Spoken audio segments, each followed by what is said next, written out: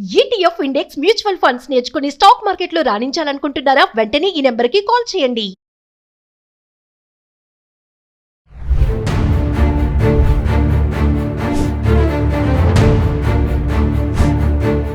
నమస్తే, welcome back to Suman TV. ప్రస్తుతం మనతో పాటు ఉన్నారు పబ్లిక్ స్పీకర్ రజనీ రమ గారు. నమస్తే మ్యామ్. నమస్తే నవీన. మేడం, ఇప్పుడు హస్బెండ్ టార్చర్ తట్టుకోలేక, అటు పేరెంట్స్ సపోర్ట్ లేక, తల్లిదండ్రులు సపోర్ట్ లేకుండా ఏమన్నా చేసుకుంటే మరి పిల్లల భవిష్యత్తు ఏంటి? పిల్లలు ఏమైపోతారు? పిల్లల్ని ఎవరు చూసుకుంటారు? వాళ్ళ పాలన తల్లి తర్వాతే కదా. సో వాళ్ళ కోసం చస్తూ బ్రతుకుతూ అలానే ఉన్నటువంటి చాలా మంది ఆడపిల్లలు ఉన్నారు. చూస్తున్నాం, కొంతమంది బయటకు వస్తున్నారు, కొంతమంది రాలేక లోపల ఉన్నటువంటి వాళ్ళు కూడా ఉన్నారు. ఒక్కసారి మరి వాళ్ళ గురించి మాట్లాడుకుంటే ఎలా వాళ్ళు ధైర్యంగా ముందుకు రావాలి అంటే, అవన్నీ తట్టుకొని వాళ్ళకి సపోర్ట్ ఎలా ఉండాలి అంటే ఏం చెప్తారు? అంటే ఇందులో 2 పాయింట్స్. ఒకటి అందులోంచి ఎలా బయటపడాలి, ఇంకోటి ఆ టార్చర్ అనేది ఎటువంటిది. ఇప్పుడు ప్రతి మనిషిలో ప్లస్లు మైనస్లు 2 ఉంటాయి. ఇప్పుడు మీరు చెప్పారు అందులోంచి బయటకు రాలేక, అక్కడ ఉండలేక. ఇంకొకటి ఏంటి, పిల్లలు ఉంటారు, ప్రతిబంధకాలు. తను ఒక్కటే అయితే ఎటైనా వెళ్ళిపోవచ్చు, లేకపోతే ఏమైనా తన దారి తను చూసుకోవచ్చు. పిల్లలు ఇప్పుడు ఈ రోజులను బట్టి పిల్లల్ని కూడా ఎవరు చూడట్లేదు. పిల్లల్ని చంపేస్తున్నారు, వాళ్ళు ఇదైపోతున్నారు. అంటే అంత ఈజీ అయిపోయింది. కానీ మీరు చెప్పిన కండిషను పాతకాలంలో ఎక్కువగా ఉండింది. ఇప్పుడు అక్కడక్కడ ఉన్నారు అక్కడక్కడ ఏముంది, ఎక్కువగానే ఉన్నారు. అంటే 50-50 వీళ్ళు ఉన్నారు, వాళ్ళు ఉన్నారు కదా. జీవితాన్ని అంతం చేసుకునే వాళ్ళు ఉన్నారు, చస్తూ బ్రతుకుతున్నారు అన్నారు, అలా కూడా చేయలేక అలాగే కాంప్రమైజ్ అయిపోయి ఉండేవాళ్ళు ఉన్నారు. అందుకే నేను చెప్పేది ఏంటంటే, ప్రతి వ్యక్తిలో ప్లస్ మైనస్ 2 ఉంటాయి. మంచి బుద్ధులు అలవాట్లు ఉంటాయి, చెడువి ఉంటాయి కదా. మనం ఇది మాట్లాడుకున్నాం ఒకసారి. దీన్ని మనము పెళ్ళప్పుడే మనం దీన్ని చూసుకోవాలి. పెళ్లి చేసే ముందే ఒక మంచి సంబంధం చూసేటప్పుడు వాళ్ళ పూర్వాపరాలన్నీ తెలుసుకుని మినిమం చేయాలి. ముఖ్యంగా వాళ్ళ అలవాట్లు, ఫైనాన్షియల్ పొజిషన్, తర్వాత సమాజంలో వాళ్ళు బయట మనుషులతో వాళ్ళు ప్రవర్తించే కలిసిమెలిసి ఉండే తీరు, ఇవి ఇంపార్టెంట్గా తెలుసుకోవాలి. కొంతమంది గయ్యాళి గంపలుగా ఉంటారు, ఇరుగు పొరుగులతో మంచిగా ఉండరు, వాళ్ళ దగ్గర అంత డబ్బు ఉండదు, బుద్ధులు సరిగ్గా ఉండవు, మనిషి కనపడితే ఖర్చేద్దామనే. ఇలా ఉన్నప్పుడు తెలుసుకోవడం అనేది అవసరమా లేదా? వాళ్ళ ఇళ్లలో పిల్లల్ని ఇవ్వాలన్నా తెచ్చుకోవాలన్నా 2 సమస్యగానే ఉంటాయి. వాళ్ళకి చాలా కష్టంగా ఉంటుంది. అయితే పెళ్లి చేసే ముందే ఇవన్నీ ఒకసారి గట్టిగా వాకప్ చేసుకుని మనం సంబంధం అనేది కుదుర్చుకోవడం అనేది నెంబర్ 1. తర్వాత సరే ఎన్ని మైనస్లు లేవు, ఏవో కొన్ని ఉంటాయి అనుకోండి, అప్పుడు మనం పెళ్ళి జరిగిన తర్వాత కొంచెం మాట్లాడుకోవాలి ఇద్దరు కూడా. ఫస్ట్ భార్యాభర్తలు, ఇది కూడా మనం చేసాం ఒక వీడియో. ఏంటి నీ యొక్క ఇదేంటి, నా యొక్క ఇదేంటి అని ఇద్దరు మాట్లాడుకోవాలి. ఒకళ్ళ అలవాట్లు ఒకళ్ళు తెలుసుకోవాలి, ఒకళ్ళ ఇష్టాలు ఒకళ్ళు తెలుసుకోవాలి, ఇలాంటివి చేసుకోవాలి. తర్వాత అయినా కూడా తర్వాత కుటుంబంలో ఇలాంటివి వచ్చినాయి, అతను మంచివాడే, బాగున్నాయి, లక్షణాలు బాగున్నాయి, డబ్బు బాగానే సంపాదిస్తున్నాడు, ఏదైనా చెప్తే నా మాట వింటాడు, నా ఇష్టాన్ని గౌరవిస్తాడు అనుకున్నప్పుడు కూడా తర్వాత రన్నింగ్ లైఫ్లో కొన్ని బయట పడినాయి అనుకోండి, అప్పుడు ఏం చేయాలి అని అంటే, అతనిలో కొన్ని ప్లస్లు ఉన్నాయి కదా.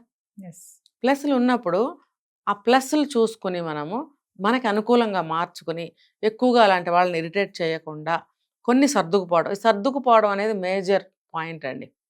ఈ సర్దుకుపోవడం ఉన్న దాంట్లోనే. ఇప్పుడు అతను కొంచెం వ్యసనపరుడయ్యాడు, లేదు ప్రతిదానికి కొంచెం, అప్పుడు లేకపోవచ్చు, కొంచెం వయసు పెరుగుతూ ఉండేటప్పటికి నేను ఇదే చెప్పాను, వయసు ప్రకారంగా మెంటాలిటీ మారుతుంది, అభిప్రాయాలు మారుతాయి, అలవాట్లు మారుతాయి. ఇవన్నీ ఉన్నప్పుడు ఖచ్చితంగా ఇచ్చే ట్రీట్మెంట్లో కానీ బిహేవియర్లో కానీ చేంజెస్ వస్తాయి. అది యాక్సెప్ట్ చేయాల్సిందే ఇద్దరిలో, భార్యలో అయినా భర్తలో అయినా. అలాంటప్పుడు మంచి విషయాలు మనం అనుకూలంగా మార్చుకుని అతన్ని ఎక్కువగా ఇరిటేట్ చేయకుండా, భార్యనైనా సరే ఇరిటేట్ చేయకుండా ప్రశాంతంగా వాతావరణాన్ని ఉంచుకోవడానికి ప్రయత్నించాలి ఇంట్లో. తర్వాత ఫైనాన్షియల్ పొజిషన్ అంతగా బాగోలేదు అన్నప్పుడు ఉన్న దాంట్లోనే సరిపెట్టుకునే మనస్తత్వాన్ని అలవాటు చేసుకోవాలి. ఏ విషయంలో అతను ఇరిటేట్ అవుతున్నాడు లేదా భార్య ఇరిటేట్ అవుతుంది, ఆ విషయాన్ని ఎక్కువగా కదపుకోకూడదు.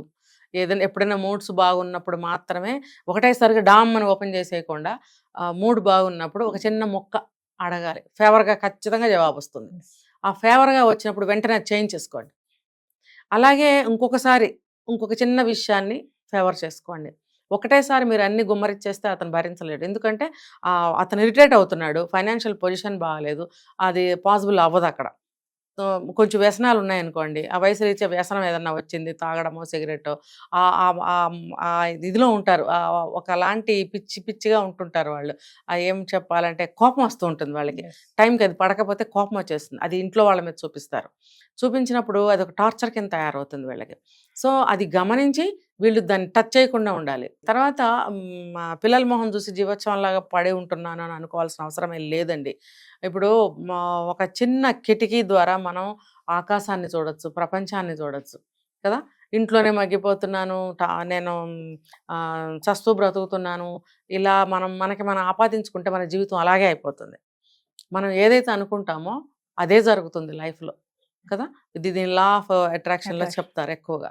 సో ఇది చాలా మందికి తెలియదు, దీన్ని అలవాటు చేసుకుంటే లైఫ్కి చాలా ఉపయోగం అనమాట.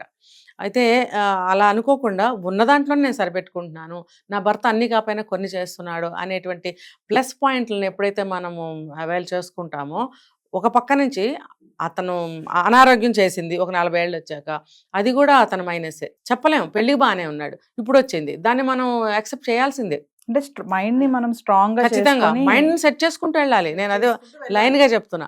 ఇప్పుడు పిల్లల్ని మరి అతనికి హెల్త్ బాగోలేదు, లేకపోతే ఏవో వ్యసనాలు వచ్చాయి, లేకపోతే జీతం సరిపోవట్లేదు, ఏదో చికాకుల్లో ఉన్నాడు, నువ్వేం చేస్తున్నావు? నీకు చేతనైతే నువ్వు కూడా నీ తరఫున సంపాదించగలిగితే, ఆల్రెడీ సంపాదిస్తుంటే దాంతో కూడా నువ్వు ఇల్లు నడపచ్చు. ఇంకొకటి, పిల్లల్ని నువ్వు పెంచొచ్చుగా. ఇప్పుడు అతను కావాలని దూరం అవ్వట్లేదు అనుకోండి, ఫర్ ఎగ్జాంపుల్ అతనికి ఆ పరిస్థితుల ద్వారా అతను కొంచెం దూరం ఉండాల్సి వచ్చింది. భార్య, తల్లి పాత్ర కూడా ప్రధానమే కదా, తను పెంచొచ్చు కదా. తను కూడా ఏడుస్తూ కూర్చుని తను కూడా పిల్లల్ని పట్టించుకోకుండా ఉంటే ఇంకా నరకం అయిపోతుంది, ఇంకా దుర్భరం అయిపోతుంది ఆ పరిస్థితి. పిల్లలు అనవసరంగా అన్యాయం అయిపోతారు. కాబట్టి తల్లి త్యాగం చేయాలి. భర్తని కొంచెం ఆ పరిస్థితిని చూసి అతని నుంచి ఏదైనా పొందాలంటే పొందొచ్చు.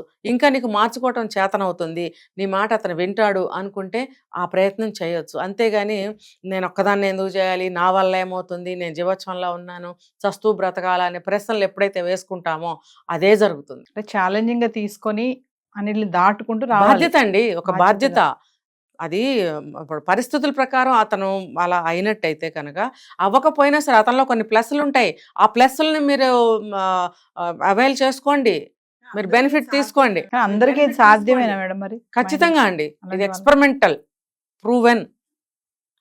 అది సినిమా కాదు, నేను ప్రతిసారి చెప్తా, ఇది సినిమా కాదు, జీవితంలో మనం చేయాల్సిన ఎన్నో ఉంటాయి, అందులో ఇది కూడా ఒకటి.